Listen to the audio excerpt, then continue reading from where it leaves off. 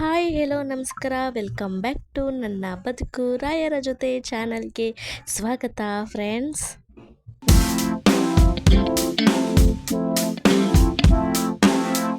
Hi hello ಎಲ್ರಿಗೂ ನಮಸ್ಕಾರ. ಎಲ್ರು ಹೇಗಿದ್ದೀರಾ? ಚೆನ್ನಾಗಿದ್ದೀರಾ ಅನ್ಕೋತೀನಿ. ಇವತ್ತಿನ ರೆಸಿಪಿ ಏನಂತ ನಿಮಗೆ ಆಲ್ರೆಡಿ ತಮಿಳ್ ನೋಡೇ ಗೊತ್ತಾಗಿರುತ್ತೆ. ಹೌದು, ಇವತ್ತಿನ ರೆಸಿಪಿ ಬಂದುಬಿಟ್ಟು ಪುಳಿಯೋಗರೆ ಪೌಡರ್ ಮಾಡೋಣ ಅಂತ ಅಂದ್ಕೊಂಡಿದ್ದೀನಿ. ನಾವು ಅಂಗಡಿಯಲ್ಲಿ ಸಿಗುವಂತಹ ಪೌಡರ್ನ ಬಳಸ್ತೀವಿ. ಅದರ ಬದಲು ನಾವು ಈ ಥರ ಮನೇಲಿ ಆರಾಮಾಗಿ ಮಾಡಿಕೊಂಡು ಸ್ಟೋರ್ ಮಾಡಿ ಇಟ್ಕೊಂಡ್ರೆ ಆಯಿತು ಫ್ರೆಂಡ್ಸ್. ತುಂಬಾ ಈಸಿಯಾಗೂ ಕೂಡ ಇರುತ್ತೆ. ಇವಾಗ ನಾನು ಮಾಡೋದಕ್ಕೆ ಒಂದು ಪ್ಯಾನ್ನ ಬಿಸಿ ಇಟ್ಕೊಂಡಿದ್ದೀನಿ ಫ್ರೆಂಡ್ಸ್. ಪ್ಯಾನ್ ಬಿಸಿ ಆದಮೇಲೆ ಒಂದು 2 ತರಹ ಮೆಣಸಿನ್ಕಾಯಿ ಬರುತ್ತೆ. ಬ್ಯಾಡಗೆ ಮೆಣಸಿನ್ಕಾಯಿ ಮತ್ತು ಖಾರದ ಮೆಣಸಿನ್ಕಾಯಿ.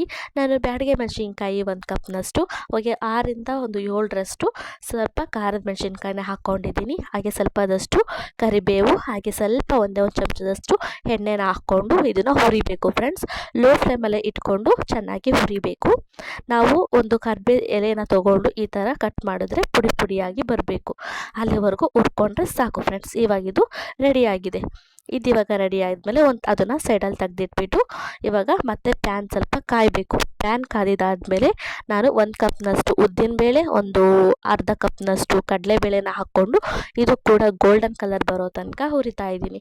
ಇದು ಸ್ವಲ್ಪ ಗೋಲ್ಡನ್ ಕಲರ್ ಬಂದಮೇಲೆ ಇದು ಬಟ್ಲಲ್ಲಿ ತೆಗೆದಿಟ್ಬಿಟ್ಟು ಆಮೇಲೆ ಕೊತ್ತಂಬರಿ ಕಾಳನ್ನ 1 ಕಪ್ ಹಾಕ್ಕೊಂಡಿದ್ದೀನಿ. ಇದು ಕೂಡ ಸ್ವಲ್ಪ ಗೋಲ್ಡನ್ ಕಲರ್ ಬರೋ ತನಕ ಹುರ್ಕೊಂಡ್ರೆ ಸಾಕು. ಅದ್ರ ಘಮ ಎಲ್ಲ ಬರಬೇಕು. ಅಲ್ಲಿವರೆಗೂ ಇದನ್ನು ಸ್ವಲ್ಪ ಹುರಿದ್ಬಿಟ್ಟು ಒಂದು ಕಪ್ನಲ್ಲಿ ಹಾಕಿಟ್ಕೋಬೇಕು. ಆಮೇಲೆ ಸ್ವಲ್ಪದಷ್ಟು ಕರಿ ಎಳ್ಳನ್ನ ತೊಗೊಂಡಿದ್ದೀನಿ ಫ್ರೆಂಡ್ಸ್. ಇದನ್ನು ಕೂಡ ಚೆನ್ನಾಗಿ ಹುರಿಬೇಕು. 1 ಕಪ್ನಷ್ಟು ಕರಿ ಎಳ್ಳನ್ನ ಹಾಕ್ಕೊಂಡು ಒಂದ್ಸಲ ಇದನ್ನು ಚೆನ್ನಾಗಿ ಹುರಿದ್ಬಿಟ್ಟು ಇದನ್ನು ಕೂಡ 1 ಕಪ್ನಲ್ಲಿ ನಾನು ಇಡ್ತಾ ಇದ್ದೀನಿ.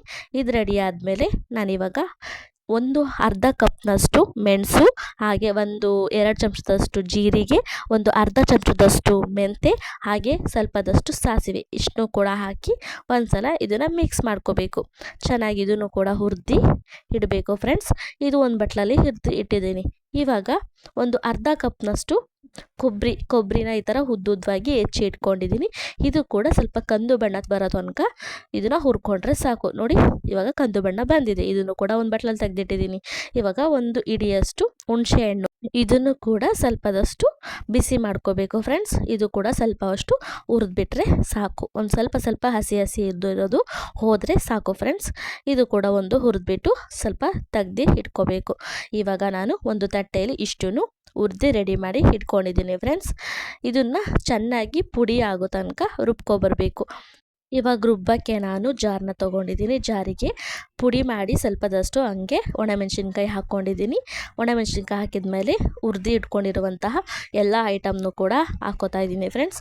ಹಾಕ್ಕೊಂಡು ಇದು 1 ಚಮಚದಷ್ಟು ಅಡುಗೆ ಅರಿಶಿನ ಬರುತ್ತಲ್ಲ, ಅದನ್ನು ಕೂಡ 1 ಚಮಚದಷ್ಟು ಅಡುಗೆ ಅರಿಶಿನ, ಹಾಗೆ 1/4 ಕಪ್ನಷ್ಟು ಪುಡಿ ಬೆಲ್ಲನ ಹಾಕ್ಕೊಂಡಿದ್ದೀನಿ ಫ್ರೆಂಡ್ಸ್.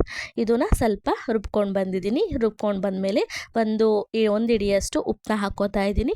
ನಿಮಗೆ ರುಚಿ ಎಷ್ಟು ಬೇಕೋ ಅಷ್ಟು ನೋಡಿಕೊಂಡು ಹಾಕ್ಕೋಬೋದು. ಹಾಕ್ಕೊಂಡಿದ್ದಾದಮೇಲೆ ಇದನ್ನು ಕೂಡ ಒಂದು ಸ್ವಲ್ಪ ಮಿಕ್ಸ್ ಮಾಡ್ಕೊಂಡು ಬಂದರೆ ಇವಾಗ ಇಷ್ಟು ರೆಡಿಯಾಗಿದೆ. ಇವಾಗ ಪುಡಿ ರೆಡಿಯಾಗಿದೆ ಫ್ರೆಂಡ್ಸ್. ಇದನ್ನು ಒಂದು ತಟ್ಟೆಗೆ ನಾನು ಹಾಕ್ಕೋತಾ ಇದ್ದೀನಿ. ನೋಡಿ, ಇವಾಗ ಪುಡಿ ರೆಡಿಯಾಗಿದೆ ಫ್ರೆಂಡ್ಸ್.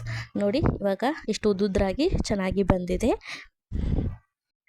ಇದರ ರುಬ್ಬಿ ಇಟ್ಕೊಂಡು ಇವಾಗ ಇನ್ನೊಂದು ನಾನು ಇದಕ್ಕೆ ಒಗ್ಗರಣೆ ಹಾಕಬೇಕಲ್ಲ, ಒಗ್ಗರಣೆಗೆ ನಾನು ಸ್ವಲ್ಪದಷ್ಟು ಎಣ್ಣೆ, ಹಾಗೆ ಸ್ವಲ್ಪ ಸಾಸಿವೆ, ಹಾಗೆ ಉದ್ದಿನಬೇಳೆ, ಹಾಗೆ ಕಡಲೆಬೇಳೆ ಎಲ್ಲ 1 ಚಮಚದಷ್ಟು ಹಾಕ್ಕೊಂಡಿದ್ದೀನಿ. ಹಾಕ್ಕೊಂಡು ಒಂದು ಸ್ವಲ್ಪದಷ್ಟು ಕಡಲೆಬೀಜ, 1 ಹಿಡಿಯಷ್ಟು ಕಡಲೆಬೀಜನ ಹಾಕ್ಕೊಂಡು ಎಣ್ಣೆಯಲ್ಲಿ ಫ್ರೈ ಮಾಡ್ಕೊತಾ ಇದ್ದೀನಿ. ಇದು ಚೆನ್ನಾಗಿ ಎಣ್ಣೆಯಲ್ಲಿ ಫ್ರೈ ಮಾಡ್ಕೊಂಡಿದ್ದಾದಮೇಲೆ 2 ಚಮಚದಷ್ಟು ಬಿಳಿ ಎಳ್ಳನ್ನ ಕೂಡ ಹಾಕ್ಕೋತಾ ಇದ್ದೀನಿ ಫ್ರೆಂಡ್ಸ್. ಹಾಕ್ಕೊಂಡು ಇದು ಚೆನ್ನಾಗಿ ಮಿಕ್ಸ್ ಮಾಡ್ಕೋಬೇಕು. ಹಾಗೆ 2 ಒಣ ಮೆಣಸಿನ್ಕಾಯಿನೂ ಕೂಡ ಹಾಕ್ಕೊಂಡು ಎಣ್ಣೆಯಲ್ಲಿ ಫ್ರೈ ಮಾಡ್ಕೋತಾ ಇದ್ದೀನಿ. ಇದು ಸ್ವಲ್ಪ ಫ್ರೈ ಆದಮೇಲೆ 1 ಚಮಚದಷ್ಟು ಅಡುಗೆ ಅರಿಶಿನ ಹಾಕ್ತಾಯಿದ್ದೀನಿ. ಹಾಗೆ ಸ್ವಲ್ಪ ರುಚಿಗೆ ತಕ್ಕಷ್ಟು ಉಪ್ಪನ್ನು ಕೂಡ ಹಾಕ್ಕೊಂಡು ಒಂದ್ಸಲ ಇದನ್ನು ಮಿಕ್ಸ್ ಮಾಡ್ಕೋಬೇಕು. ಸ್ವಲ್ಪನೇ ಎಣ್ಣೆ ಹಾಕ್ಕೊಳ್ಳಿ, ಜಾಸ್ತಿ ಎಣ್ಣೆ ಹಾಕಬೇಡಿ. 1 ಚಮಚದಷ್ಟು ಎಣ್ಣೆ ಹಾಕಿದರೆ ಸಾಕು ಫ್ರೆಂಡ್ಸ್. ಹಾಗೆ ಸ್ವಲ್ಪದಷ್ಟು ಕರಿಬೇವು, ಸ್ವಲ್ಪದಷ್ಟು ಕರಿಬೇವನ್ನ ಹಾಕಿ ಇದನ್ನು ಚೆನ್ನಾಗಿ ಮಿಕ್ಸ್ ಮಾಡ್ಕೋಬೇಕು. ಇದು ಇವಾಗ ಚೆನ್ನಾಗಿ ಗೋಲ್ಡನ್ ಕಲರ್ ಬರೋ ತನಕ ಹುರಿದ್ಬಿಟ್ರೆ ಸಾಕು ಫ್ರೆಂಡ್ಸ್. ಇವಾಗ ಒಗ್ಗರಣೆ ರೆಡಿಯಾಗಿದೆ. ಇದಕ್ಕೆ ನಾನು ಪುಡಿ ಮಾಡಿ ಇಟ್ಕೊಂಡಿದ್ವಲ್ಲ, ಅದನ್ನು ಹಾಕ್ಕೋತಾ ಇದ್ದೀನಿ ಫ್ರೆಂಡ್ಸ್. ಹಾಕ್ಕೊಂಡು ಚೆನ್ನಾಗಿ ಮಿಕ್ಸ್ ಮಾಡಬೇಕು.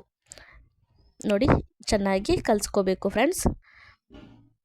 ಎಲ್ಲ ಕಡೆನೂ ಒಂದೇ ಥರ ಇರುವ ಹಾಗೆ ಮಿಕ್ಸ್ ಮಾಡ್ಕೊಳ್ಳಿ. ತುಂಬಾ ಈಸಿಯಾಗೂ ಕೂಡ ಇದೆ, ಆರಾಮಾಗಿ ಮಾಡ್ಕೋಬೋದು. ನೋಡಿ ಇವಾಗ ರೆಡಿಯಾಗಿದೆ. ಇವಾಗ ಪುಳಿಯೋಗರೆ ಹೇಗೆ ಮಾಡೋದು ಅಂತ ನೋಡೋಣ. ಒಂದು ಪ್ಯಾನ್ ತಗೊಂಡು ಅದಕ್ಕೆ ಒಂದು 2 ಚಮಚದಷ್ಟು ಎಣ್ಣೆನ ಹಾಕ್ಕೋತಾ ಇದ್ದೀನಿ ಫ್ರೆಂಡ್ಸ್. ಎಣ್ಣೆ ಕಾದಿದ್ದಾದಮೇಲೆ ಒಂದು ಸ್ವಲ್ಪದಷ್ಟು ಕರಿಬೇವನ್ನ ಹಾಕ್ಕೋತಾ ಇದ್ದೀನಿ. ಕರಿಬೇವು ಚಟಪಟ ಚೆನ್ನಾಗಿ ಫ್ರೈ ಆದಮೇಲೆ ನಾವು ಪುಡಿ ರೆಡಿ ಮಾಡಿ ಇಟ್ಕೊಂಡಿದ್ವಲ್ಲ ಪೌಡರ್ನ ಹಾಕ್ಕೋತಾ ಇದ್ದೀನಿ ಫ್ರೆಂಡ್ಸ್. ಹಾಕ್ಕೊಂಡು ಇದು ಸ್ವಲ್ಪ ಚೆನ್ನಾಗಿ ಮಿಕ್ಸ್ ಮಾಡ್ಕೊಳ್ಳಿ. ಅದಾದಮೇಲೆ ರೈಸ್ನ ಹಾಕ್ಕೋತಾ ಇದ್ದೀನಿ ಫ್ರೆಂಡ್ಸ್. ನಿಮಗೆ ಎಷ್ಟು ಬೇಕೋ ಅಷ್ಟು ರೈಸ್ನ ಹಾಕ್ಕೊಂಡು ಇದನ್ನು ಚೆನ್ನಾಗಿ ಮಿಕ್ಸ್ ಮಾಡಬೇಕು. ತುಂಬ ಈಸಿಯಾಗಿ ಇದೆ ಫ್ರೆಂಡ್ಸ್, ಬೇಗನೂ ಕೂಡ ಆಗುತ್ತೆ ಇದು. ನಿಮಗೆ ಆರಾಮಾಗಿ ಟೈಮ್ ಇಲ್ಲ ಅನ್ನೋರು ಈ ಥರ ಆರಾಮಾಗಿ ಬೇಗ ಮಾಡಿಕೊಂಡು ಮಕ್ಕಳಿಗೆ ಟಿಫನ್ ಬಾಕ್ಸಾಗಿ ಕಟ್ಕೊಳಿಸ್ಬೋದು ಕೂಡ. ನೋಡಿ ಎಷ್ಟು ಚೆನ್ನಾಗಿ ಬಂದಿದೆ ಅಲ್ವಾ ಪುಳಿಯೋಗರೆ. ತುಂಬ ಈಸಿ ಇದೆ ನೋಡಿ. ನಾವು ಎಲ್ಲ ಪುಡಿಯಲ್ಲೇ ಹಾಕಿರೋದ್ರಿಂದ ಒಗ್ಗರಣೆಗೆ ಅಷ್ಟೆಲ್ಲ ಹಾಕೋ ಅವಶ್ಯಕತೆನೇ ಇರಲ್ಲ. ತುಂಬ ಈಸಿಯಾಗಿ ಈ ಪೌಡರ್ನ ಮನೆಯಲ್ಲೇ ರೆಡಿ ಮಾಡ್ಬೋದು ಫ್ರೆಂಡ್ಸ್. ಇವಾಗ ಒಂದೊಂದ್ಸಲಿ ಅಂಗಡಿಯಲ್ಲೂ ಕೂಡ ಸಿಗೋದಿಲ್ಲ ಪೌಡರು. ಅಂಥವ್ರು ಈ ಥರ ಆರಾಮಾಗಿ ಮನೆಯಲ್ಲಿ ಒಂದು ಡಬ್ಬಿಯಲ್ಲಿ ಮಾಡಿ ಇಟ್ಕೋಬೋದು. ಸ್ಟೋರ್ ಮಾಡಿ ಇಟ್ಕೊಂಡ್ರೆ ಏನೂ ಆಗೋಲ್ಲ ಫ್ರೆಂಡ್ಸ್. ಗಾಳಿ ಆಡದೇ ಇರೋವಂಥ ಒಂದು ಡಬ್ಬಿಯಲ್ಲಿ ಹಾಕಿ ಈ ಥರ ಇಟ್ಕೊಂಡ್ರೆ ನಮಗೆ ಯಾವಾಗ ಬೇಕೋ ಆವಾಗ ಮಾಡಿಕೊಂಡು ತಿನ್ಬೋದು ಫ್ರೆಂಡ್ಸ್. ತುಂಬ ಈಸಿಯಾಗೂ ಕೂಡ ಇದೆ. ಓಕೆ, ನೋಡಿದ್ರಲ್ಲ ಈ ರೆಸಿಪಿ ಹೇಗೆ ಮಾಡೋದು ಅಂತ. ಈ ವಿಡಿಯೋ ನಿಮಗೆ ಇಷ್ಟ ಆಗಿದೆ ಅನ್ಕೋತೀನಿ. ಇಷ್ಟ ಆಗಿದೆ ಪ್ಲೀಸ್ ಎಲ್ಲರೂ ಒಂದು ಕಮೆಂಟ್ ಮಾಡಿ, ಲೈಕ್ ಮಾಡಿ, ಶೇರ್ ಮಾಡಿ. ಹಾಗೆ ಎಲ್ಲರೂ ನನ್ನ ಚಾನಲ್ಗೆ ಸಬ್ಸ್ಕ್ರೈಬ್ ಮಾಡ್ಕೊಳ್ಳಿ. ನೆಕ್ಸ್ಟ್ ರೆಸಿಪಿಲಿ ಸಿಗ್ತೀನಿ. ಟಾಟಾ ಬಾಯ್.